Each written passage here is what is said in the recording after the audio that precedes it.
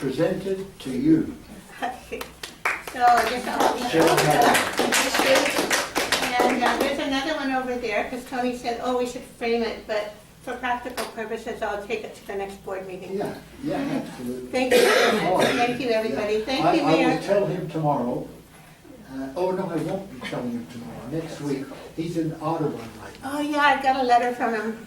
Oh, did you? Yeah, that's right, Oh, yeah. So very nice man, very proud of the city and of its citizens. So I'll just put that here, people can read it if they want to. And Tony is on. Okay, now as this was Asian tonight, the theme, I'd like to read a poem by Rabindranath Tagore.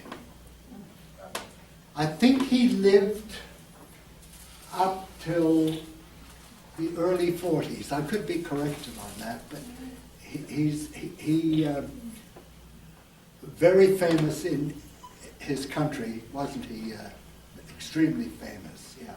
And I chose this because at first I thought, gee, this is a difficult one to interpret, but really it isn't if you think about it. And I tried to think about it. Pity in place of love, that pettiest of gifts, is but a sugar coating over neglect. Any passerby can make a gift of it to a street beggar, only to forget the moment the first corner is turned. I had not hoped for anything more that day. You left during the last watch of night. I had hoped you would say goodbye. Just say adieu before going away, what you had said another day. What I shall never hear again. In their place, just that one word, bound by the thin fabric of a little compassion. Would even that have been too much for you to bear? When I first awoke from sleep, my heart fluttered with fear lest the time had been over. I rushed out of bed. The distant church clock chimed 12:30. I sat waiting near the door of my room, resting my head against it, facing the porch through which you would come out. Even that tiniest of chances was snatched away by fate from hapless me. I fell asleep shortly before you left. Perhaps you cast a sidelong glance at my reclining body like a broken boat left high and dry. Perhaps you walked away with care, lest you wake me up. Awaking with a start, I knew at once that my vigil had been wasted.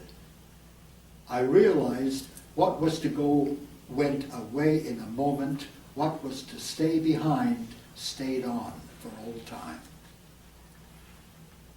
Silence everywhere, like that of a bird's nest bereft of birds on the bough of a songless tree. With the lifeless light of the waning moon was now blended the pallor of dawn, spreading itself over the grayness of my empty life. I walked towards your bedroom for no reason. Outside the door burned a smoky lantern covered with soot. The porch smelt of the smoldering wick. Over the abandoned bed, the flaps of the rolled-up mosquito net fluttered a little in the breeze. Seen in the sky outside through the window was the morning star, witness of old sleepless people bereft of hope. Suddenly, I found you had left behind by mistake your gold-mounted ivory walking stick. If there were time, I thought, you might come back from the station to look for it. But not because you had not seen me before going away.